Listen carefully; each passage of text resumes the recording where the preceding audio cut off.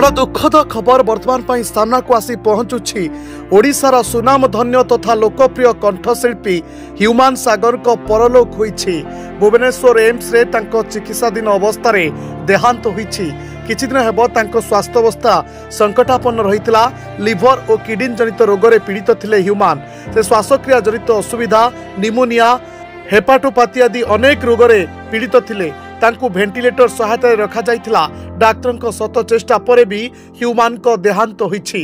ओडिया चलचित्र और आल्बम रे बहु रोमांटिक गीत भेटी देइथिबा ह्यूमान सागर घरे घरे परिचित। ह्यूमान सागर को स्वास्थ्य पाई प्रार्थना करथिले लक्ष लक्ष फैंस। अधिक चिकित्सा लागि तांको राज्य बाहर को नेबा पाई योजना रहितला। एथि पाई राज्य सरकार को सहायता करिबाकू आकुल निवेदन करथिले तांको मां और स्त्री।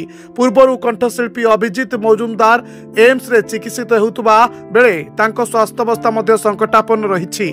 आज पत्नी श्रेयांक सूचना अनुसार गत 24 घंटा ह्यूमान स्वास्थ्य रे कोनोसी सुधार आसी नथिला। स्वास्थ्यावस्था नहीं डाक्टर आलोचना करथिले मुख्यमंत्री। किछि दिन तले असुस्थ अवस्था रे ह्यूमान सागर को भुवनेश्वर एम्स आईसीयू रे भर्ती करा जायतिला। तांको लिवर खराब थिबा बेले किडनी गुरुतर भावे प्रभावित होइतिला।